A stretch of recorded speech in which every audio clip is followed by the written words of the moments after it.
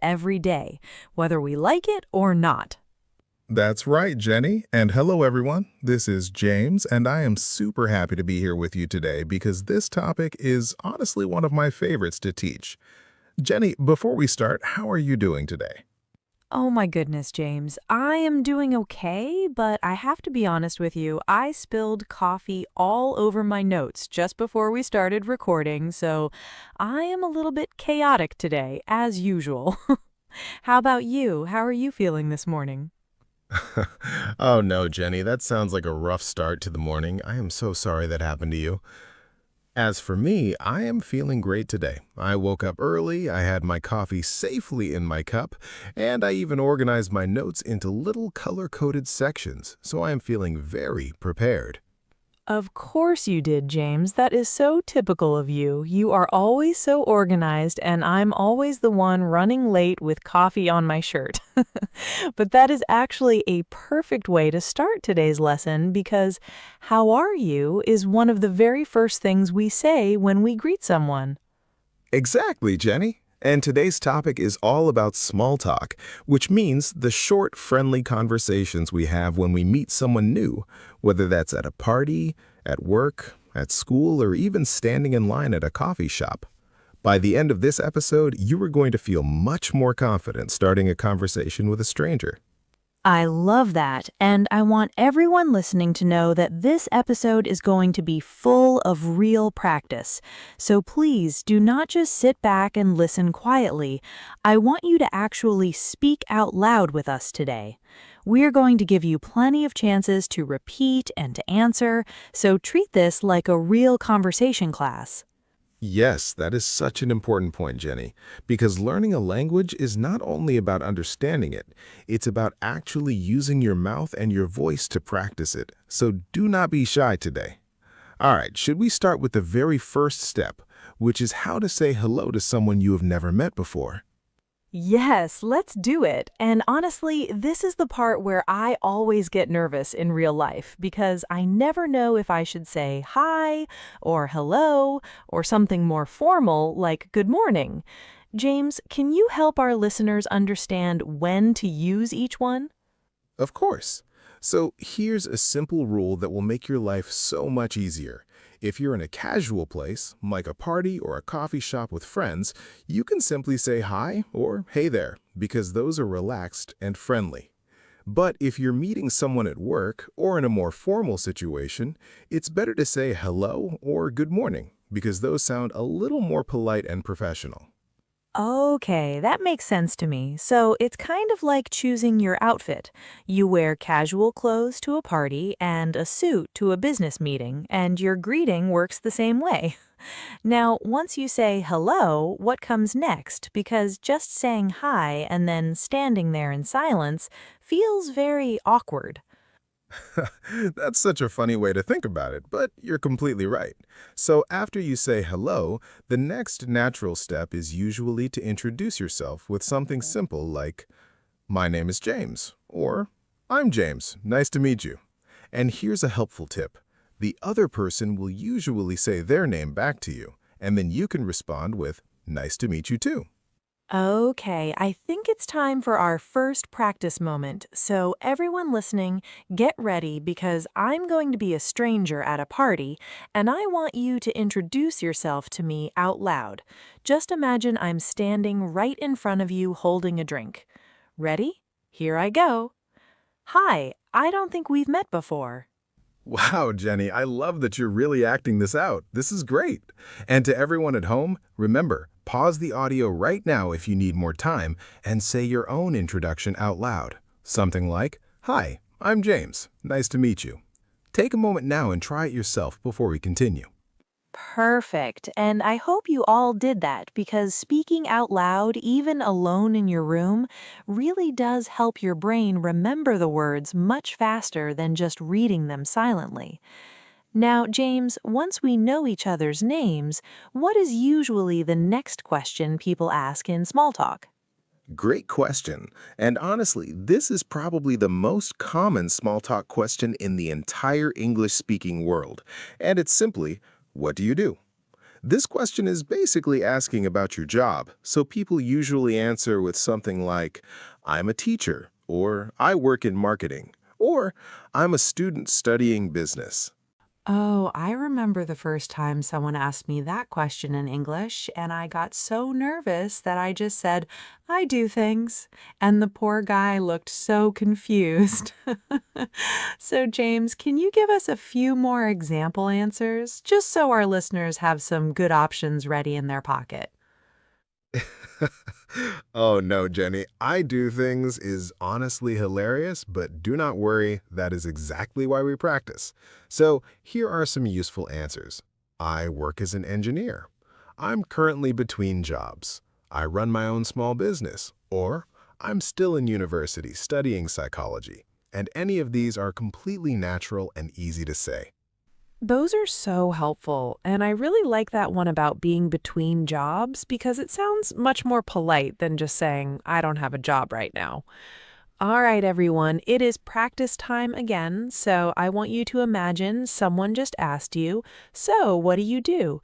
And I want you to answer out loud using your real job or your real situation.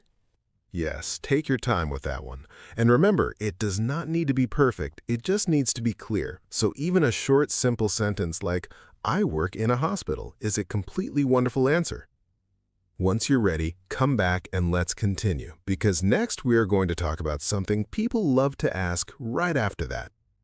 Ooh, let me guess. Is it the classic where you from question? Because that one always comes up right after people talk about jobs. I feel like that question is asked in literally every single small talk conversation in the world. You guessed it exactly right, Jenny.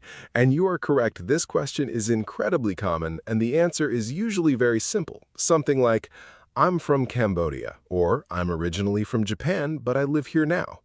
And a nice follow-up question you can ask back is, have you always lived here, or did you move here recently? I really like that follow-up question because it shows the other person that you're actually interested in them and not just waiting for your turn to talk. That is actually a big secret of good small talk, isn't it, James? Always asking a question back. Yes, that is honestly one of the biggest secrets, because a conversation should feel like a tennis match, where the ball goes back and forth between two people, instead of one person just talking and talking. So a really easy trick is, whatever question someone asks you, after you answer, just ask them the exact same question back. Oh, that is such a smart and simple trick. I love that so much because you don't even need to think of a new question. You can literally just say, and you? Where are you from? Okay, let's practice that combination now. So imagine someone asks you, where are you from? And I want you to answer and then ask the question right back to them. Great. Take your time with that practice, and once you feel ready, let's move forward, because now I want to talk about something that English speakers, especially in places like the UK or the US, absolutely love to discuss, and that is the weather. Oh my gosh, yes, the weather. I remember being so confused the first time I visited an English-speaking country because everyone kept talking about the rain like it was the most exciting news in the world. James, why do people talk about the weather so much in small talk? That is such a fair question. And honestly, the weather is popular because it's a safe topic. It doesn't offend anyone, and almost everyone has an opinion about it. So it's a very easy way to start a friendly conversation with a total stranger. Some common phrases are, nice weather today, isn't it? Or, it's so hot today I can barely think. Or, I heard it might rain later. I actually really love that phrase, isn't it, at the end of the sentence, because it makes the question sound softer and friendlier instead of just saying, the weather is nice today, like a robot. Can you explain a little bit about how that isn't it pattern works, James? Absolutely. So that pattern is called a tag question, and it simply means you add a small question at the end of a sentence to invite the other person to agree with you or respond. For example, it's really cold today, isn't it? Or, this coffee is amazing, isn't it?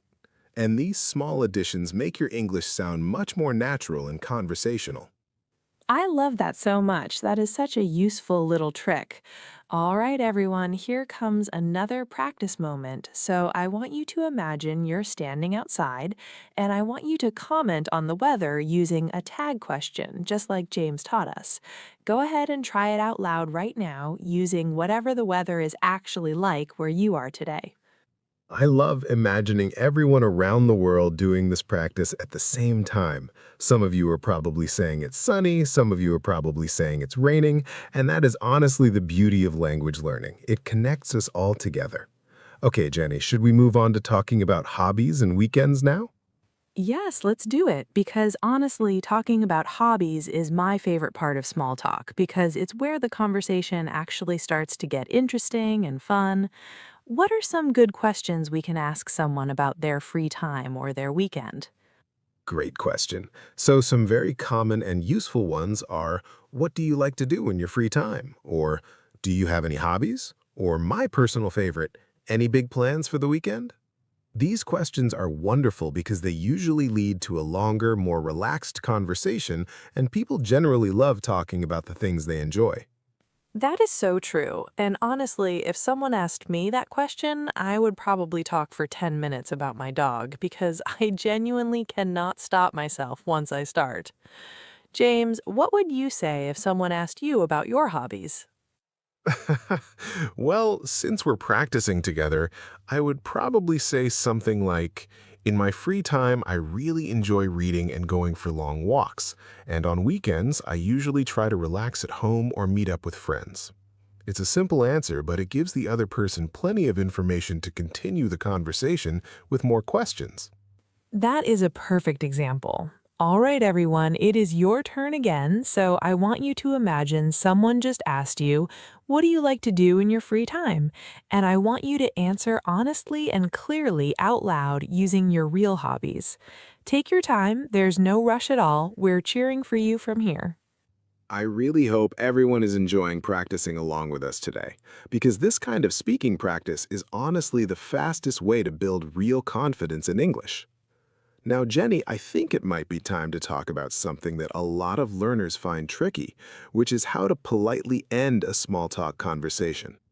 Oh, yes, this is a big one for me personally because I always feel so awkward trying to leave a conversation. I never know what to say, so I usually just stand there until someone else leaves first. Please save me, James. What are some polite ways to end a conversation? Don't worry, Jenny, I've got you covered. So, here are some really useful phrases. Well, it was great talking to you. Or, I should probably get going, but it was really nice meeting you. Or, I don't want to keep you, but let's talk again soon. These phrases are polite, warm, and they let the other person know the conversation is naturally coming to an end.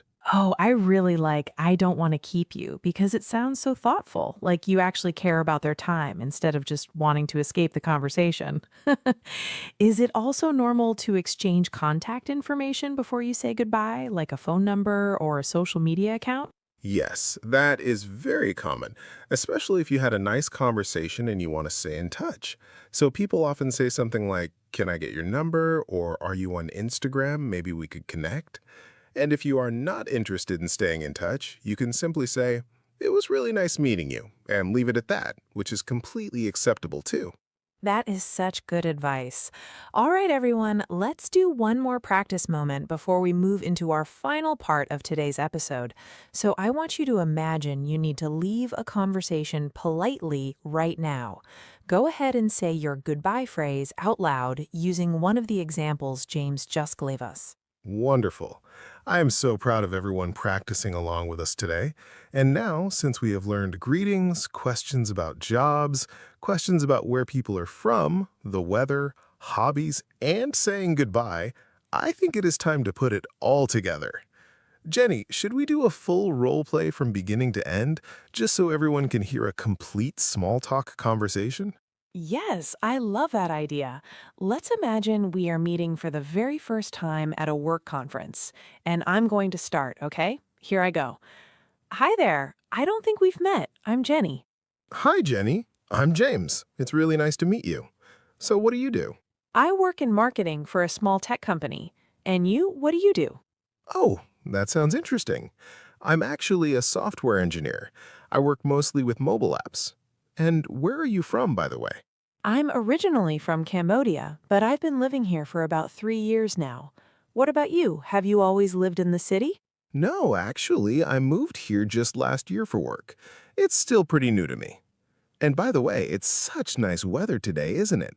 Perfect for a conference like this. It really is much better than last week's rain. So, do you have any fun plans for the weekend after this conference ends? I'm actually planning to relax at home and read a new book I just bought. Nothing too exciting, but I'm looking forward to it. How about you?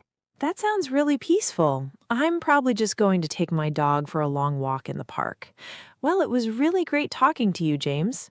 It was really nice meeting you too, Jenny. I don't want to keep you, but let's definitely talk again later during the conference. Wow, okay, that felt so real, and I hope everyone listening noticed how naturally we moved through greetings, jobs, hometowns, weather, weekend plans, and then a polite goodbye, all in one smooth conversation. James, do you want to give our listeners one more chance to practice this whole conversation completely on their own now? Yes, absolutely. So here's your final challenge for today. I want you to imagine you are meeting someone brand new, and I want you to go through the entire conversation by yourself out loud, starting with a greeting, then asking about their job, then where they are from, then the weather, then their weekend plans, and finally saying a polite goodbye. Take as much time as you need. This is your moment to really shine. I am so proud of everyone who just did that. Seriously, that takes courage. And every single time you practice out loud like this, your English gets stronger, even if it doesn't feel like it yet. James, before we wrap up, do you have any final tips for our listeners who still feel nervous about small talk? Yes, I would say the most important tip, do not worry about being perfect. Because even native speakers make small mistakes in casual conversation all the time, and nobody is judging you as harshly as you think. The goal of small talk is simply to be friendly and to make a small connection with someone. So relax, smile, and just try your best. That is such beautiful advice, and I completely agree. Honestly, even I still make mistakes when I speak, and that's completely okay, because communication is much more important than perfection. All right, everyone, that brings us to the end of today's episode on Small Talk in English. Thank you so much for practicing with us today. We really hope you feel more confident now about greeting someone new, asking about their job, their hometown, the weather, and their hobbies. And of course, saying a polite goodbye at the end. If you enjoyed this episode, please remember to like, subscribe, and share it with a friend who is also learning English. Yes, and please keep practicing out loud every single day, even just a few minutes, because that's truly the secret to becoming confident in English. Thank you all so much for listening, and we'll see you next time here on the Learning Lab, where learning English is easy and enjoyable. Bye, everyone. Bye, everyone. Take care and keep practicing. See you next time.